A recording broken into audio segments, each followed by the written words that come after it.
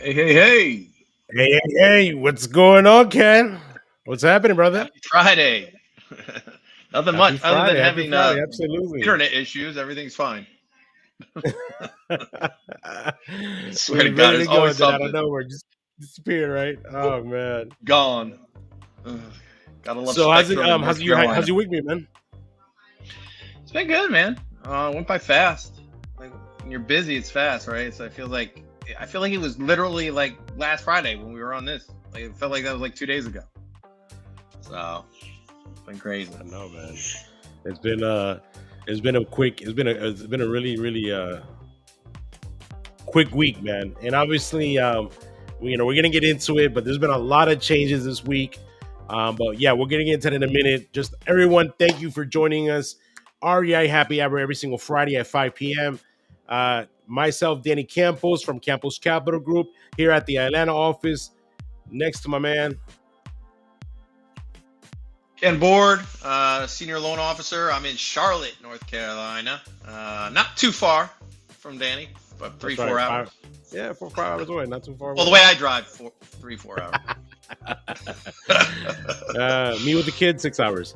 So yeah, but thanks everybody for joining us. Every single Friday we get on here just to bug out, have a good time, have a drink, and talk about some real estate. And especially this week has been kind of crazy with a lot of the news coming out on the media and things that are happening in the government. The financing world is just a lot. So obviously, is that going to affect real estate? Of course it will. So we're going to get a little bit into that. Before we get into that, though, we want to obviously have everyone to please share the live for us, to your friends and family, to the different investment groups you're in. It's going to be a really good hot topic we're going to talk about today. So we want to definitely make sure everybody takes advantage of all the good stuff we're about to bring out for you guys. In addition to that, please comment where you are listening from. What city and state you're in. What kind of deal have you got done this week? We love to hear all the experiences of people who have been moving in real estate this whole week. So please share the good news with us. And even if it's some bad experiences, we love to know how you guys are dealing with it. And obviously, this is going to help out the community a lot more. But Ken, you want to get us started with a few events we have coming up? I know you have one coming up tomorrow, right? Yeah, so we're excited. We're sponsoring a great event tomorrow in Wilmington, North Carolina. So if you are in the surrounding areas or don't mind taking a little trip over to Wilmington, North Carolina, come join us. It's a free event. The venue is at the USS North Carolina, which is the battleship. So that's cool in itself, right? And it's going to be on the battleship, so you'll have exclusive access to the USS North Carolina, which is cool. Um, there's going to be raffles with Airbnb stay giveaways, memberships, and more. Keynote speakers. So there's going to be a lot to learn, inspiration, education, networking. So it's going to be a good event. It's from 1 to 6 tomorrow. So make your way over. I think it's worth it. And it's for a great cause too. So I think we like the event no matter what, but this really made us want to sponsor it, and because we are a veteran-owned company, and this the cause is for Home for Heroes. So pretty much what that is so all your service members, but not just service members, first responders, healthcare professionals, teachers. So all of that will go to, so your participation, I can't speak, will go to that. So definitely come on out. It'll be a good time. You'll meet new people, learn some things, and build your network up. So it'll be food and refreshments. So come on out. So yeah, that's tomorrow from 1 to 6. Nice. Good stuff, man. I just also let everyone know about the Spanish speaking event we have coming up on the 14th of October in Charlotte, next to the I Am Legacy team. They, like they do every single year, set up these events for all the investors. Come to look at a real nice panel of speakers that are gonna dedicate some time to everyone in regards to the different strategies in investing. So, Charlotte, October 14th, mark it on your calendars. Hit us up for tickets. We actually have some 10% discounts on tickets. So make sure to get your tickets soon before they sell out. Nice. Yeah. I think that's all of the events, right? Yeah. Yeah. That's it Okay, for cool. now. Actually, I have one tonight. I'm so excited, man. Like, got invited to this gala for Root Hill Properties. Huge firm here in Atlanta, and they have their 2-year anniversary that they're celebrating tonight. And so I'll be at the gala tonight to be able to Nice. mingle, network, and have a drink or so. Yeah. So, but hey, I think this comes down to the next part of our drinking of the night. our next drinking part of the night. Okay, go ahead, brother. So yeah, my favorite part, which I say every time, we call it REI happy hour for a reason, right? So Right. we're gonna share what we're drinking. I'm keeping it really simple this week. No Okay. special cocktail. I'm just doing a good old light Michelob Ultra. Nice. Keep it Skinny nice and can. light. Yeah, I'm only having one tonight. Got to do some stuff, so not really doing it. So I had to go really light tonight. So not going too crazy, right? Mm-mm. I get you. So actually, I'm going even worse. Oh God, what could be worse? So this whole week, many people already know, but I'm going on a cruise in a week. So, my wife has just been like killing me this week in regards to a diet, trying to lose some weight for the cruise, and it's so bad. It's a liquid diet. I haven't eaten solid food for 5 days. What? It's crazy. I mean, I lost 10 pounds already, which is pretty wild. Yeah, but I've been so hungry for 5 days. So it's a club soda. Oh wow, no. But I made it look a little fancy though, so I'm not even touching liquor today. I'm waiting actually for tonight to at least have one drink, and probably I'll make it a vodka with club or something. Yeah, we're being boring today. I know, it's pretty bad. Probably good that we're being so conservative today, especially with the topic, right? Exactly. Actually, we should be really drinking at this point. Oh, that's what true. The topic is, but but yeah, we actually are keeping it conservative. So as you guys have heard already over the news, for the past week, actually past couple weeks, rates are going up again. We actually been really happy, and it's been a nice smooth. It's been like a nice sailing smooth trip down since July, I believe, if I'm not wrong. Yeah, it's kind of platflow. I can't speak. It plateaued and just being consistent. Right. It has been, and it's been nice. It's been nice, but things have changed. Feds are like, oh, we're doing it again. And so they did, and they this time they weren't playing. Being that the case, there's always ways to try to go, to try to stay ahead of the game and still make it through, right? So we're gonna talk a little bit about that, but I know Ken, you wanted to present something, correct? Yeah, we have a little clip just from Fox Business News. It's pretty quick. It's like 5 minutes long or whatever, but just want to kind of you guys get a feel of what they're talking about out there, and then Danny and I will come back after and discuss it. So Natalie, if you could go ahead and put that up so we could show everybody, that'd be great. Hitting a decline at the start of trading this morning. Dow Industrials down 160, Nasdaq down 120, S&P down 28 after the Federal Reserve paused the rate hikes yesterday. Federal Reserve Chairman Jay Powell said that the Fed is still looking to bring inflation down to a 2% target. Watch this.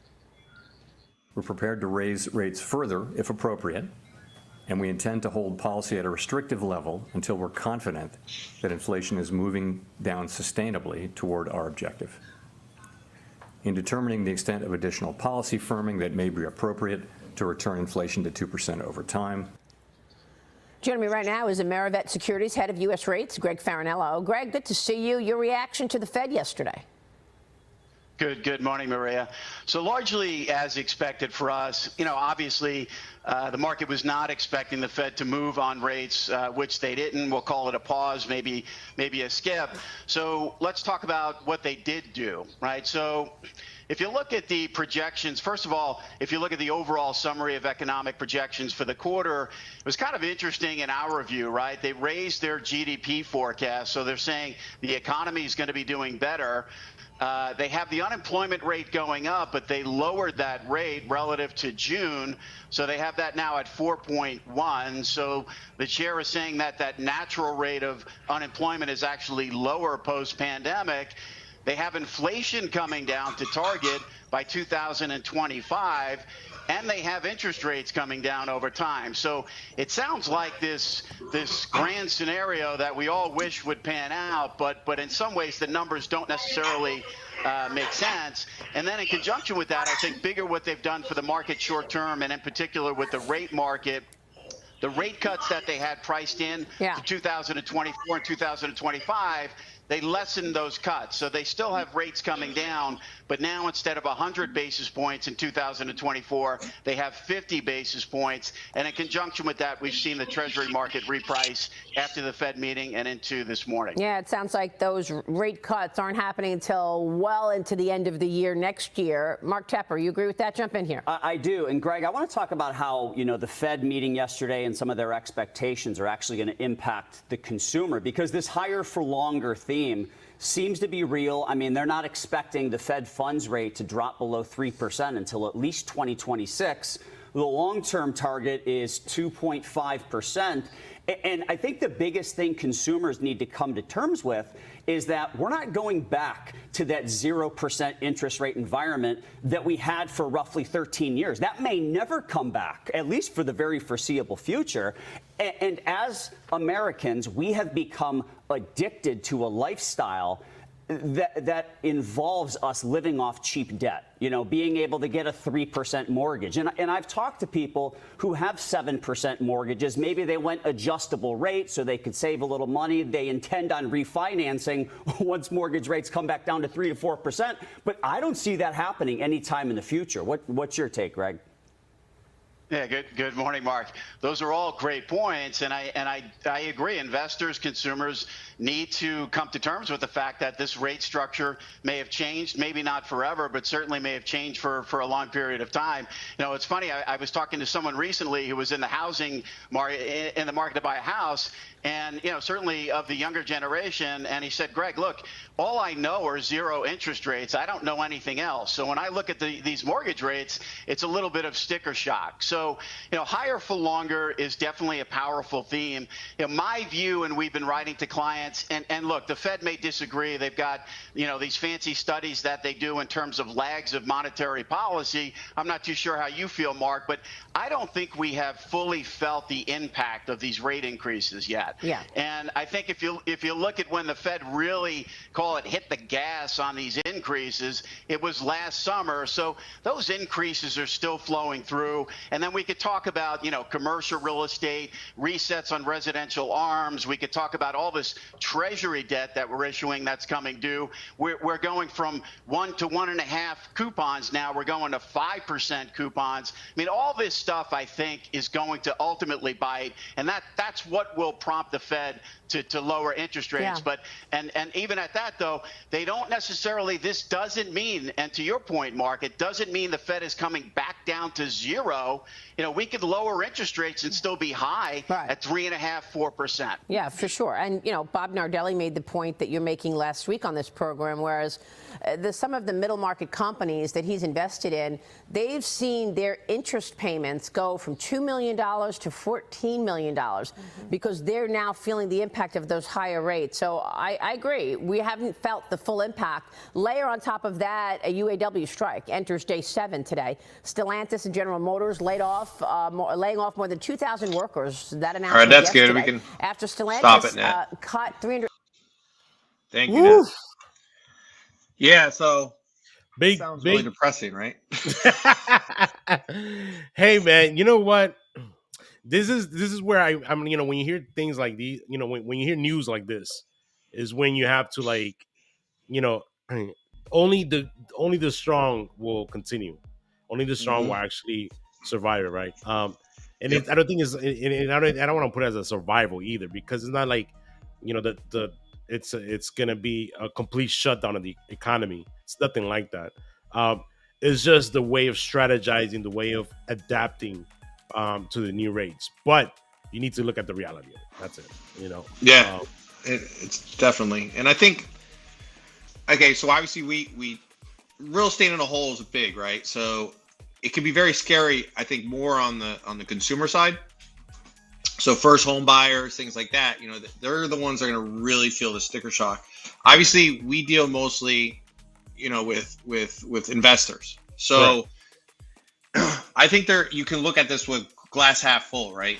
And I think a lot of investors, especially experienced investors, have gone through this because maybe they've been doing it for 30 years. There's a lot of things you could do out there.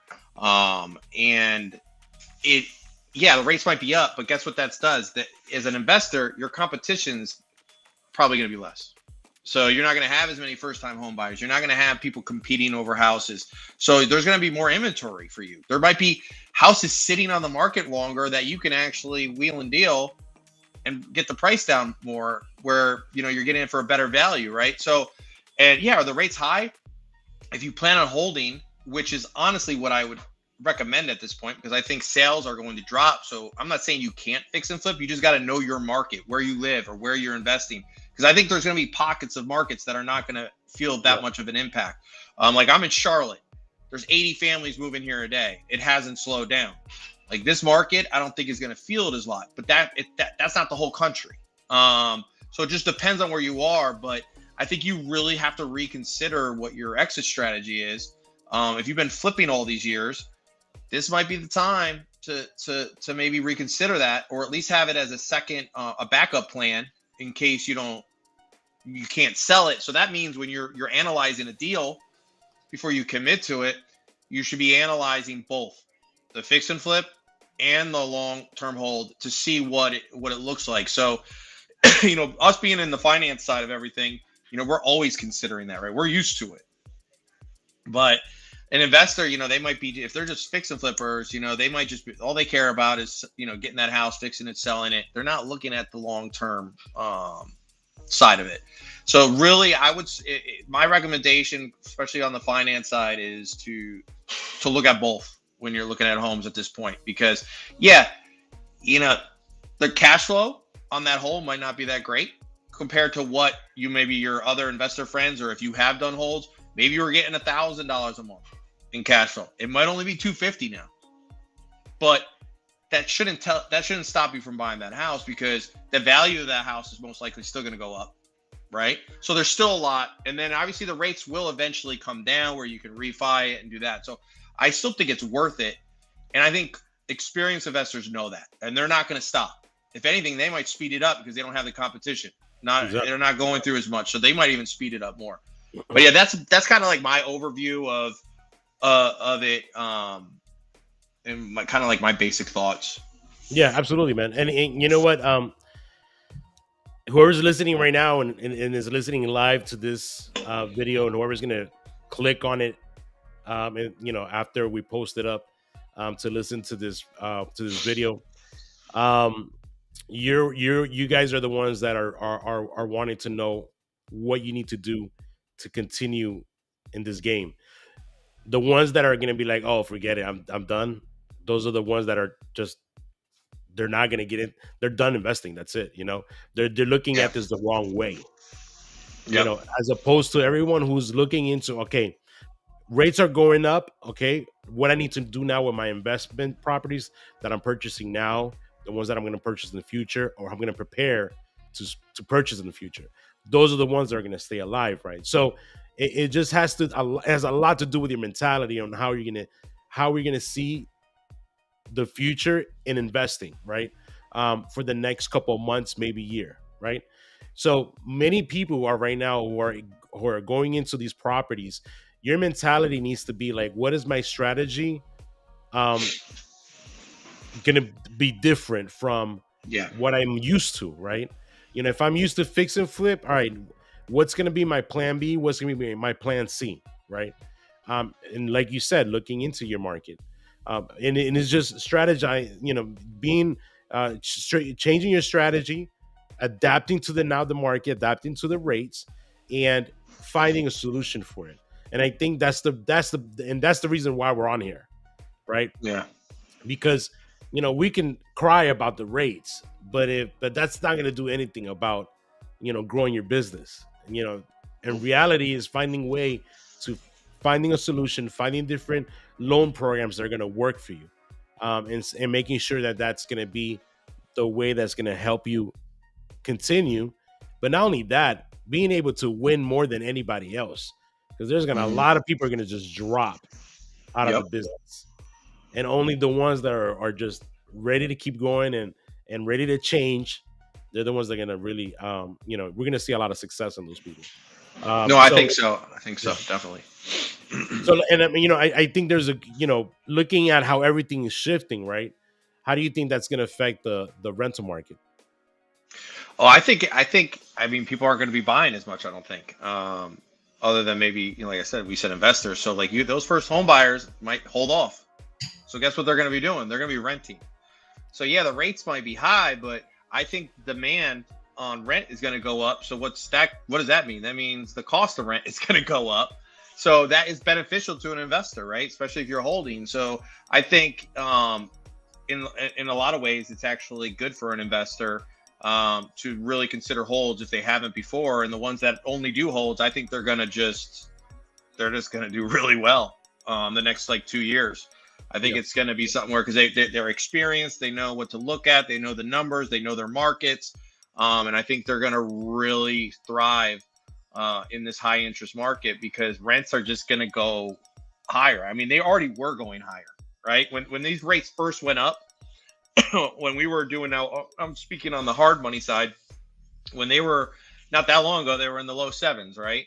But when that first happened, you saw the rental market started to go up. Even the prices started to go up, everything, because people were scared. They were going from 3%, things within a few months, things were up to 7%, and people were just like, they didn't know what to do. And it's going to happen again, especially when the news really hits that like things aren't changing. The rates are going to probably go up a few more times. We don't know where they'll end. So yeah, I think you got to be creative in a lot of ways. I think if Danny and I, you can always call us for advice. But like if you already have someone, call them and ask them like the creative ways to structure a loan, because there are different things to do. Everyone's used to, especially long term, and people are used to doing just a straight like principal interest, 30-year DSCR loan, right? To maybe help with those margins and that cash flow, you might want to consider like a 10-year interest only, right? On that first 30 year, on that 30-year loan, the first 10 years being interest only. So there's different things out, or 5 years. So there's a lot of things out there. And then I would also, and I've already been doing this with my clients, and Danny, I know you have too. Like, I will always recommend a 3-year prepay at this point. I don't think it's doing justice to my clients unless there's no option. I mean, sometimes there's no option, but if there is an option, I am always going to consider telling them and recommending a 3-year prepay, because rates I think are going to change. But like they said on that news clip that we watched, you're looking at 2005, right? 2006, I think they said somewhere around, or somewhere around there, about 2 years from now. After all the elections, put it that way, right? Everything's going to change after everyone knows what's going on. But I think at that point, which is if you're in a 3-year prepay, it's going to give you that flexibility to refinance quicker without penalties or larger fees. Will your interest rate be a little bit higher right now? Yeah, it's not. I'm going to tell you right now, it's not that much difference. But I know things are going to seem really tight with the rates being so high. So I think a lot of people are going to be desperate to get as low, every little point is going to help. But I think, consider shorter prepayment penalties. Yeah. Look at different options when it comes to the loan and the way it's structured. And I think that will help, or at least cushion the effects of the higher rates.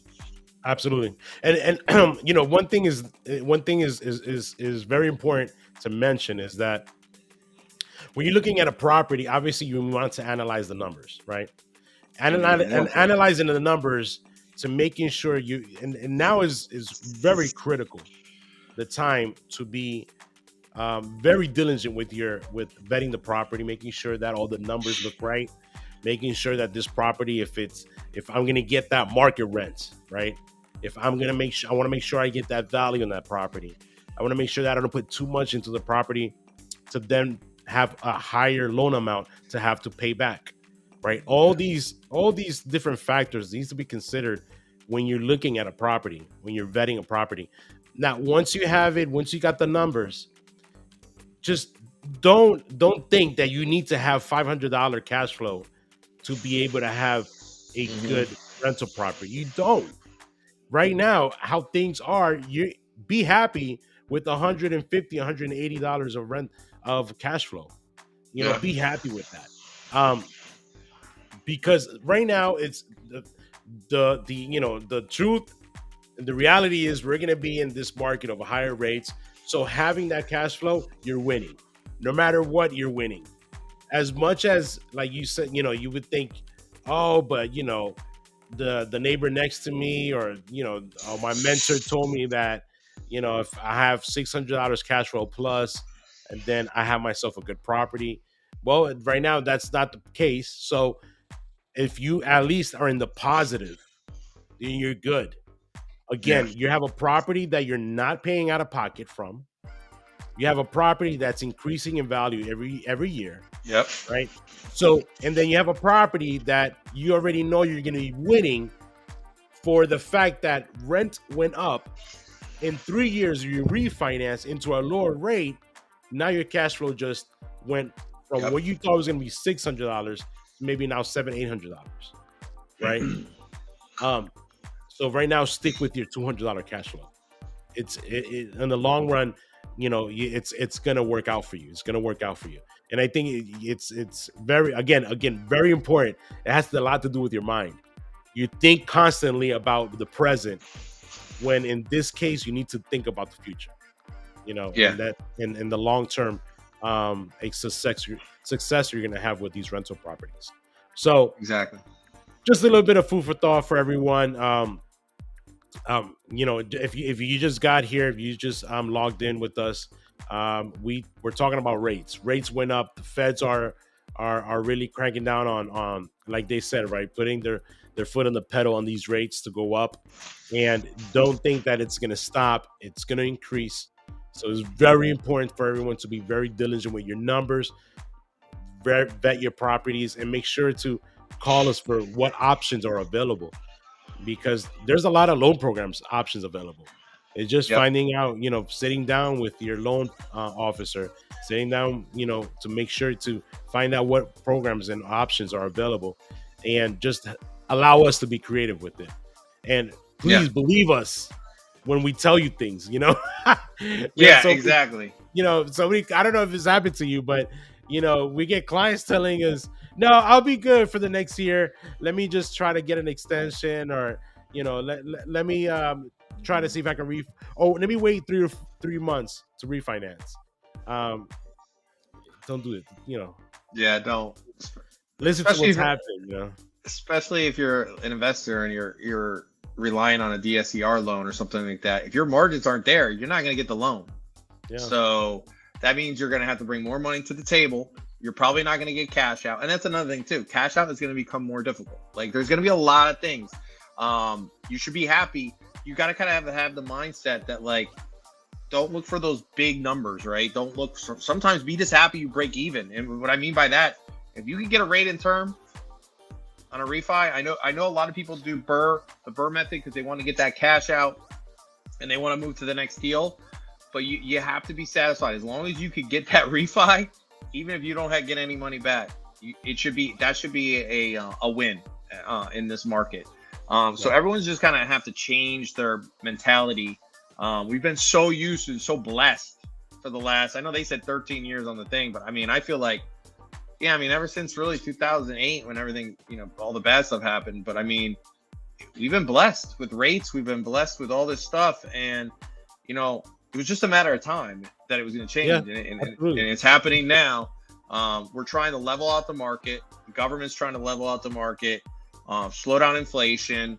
They're trying to do a couple things. I don't know. I don't think they're going to get to 2%. I think that's crazy. I mean, we're at what, like 8% inflation, 7-8% right now. So I don't think we're going to get to 2 even with doing this. But I mean, I think it might bring it down a little bit just because the demand is going to slow and stuff on purchasing a lot of different things out there. But you just gotta have to change your mentality.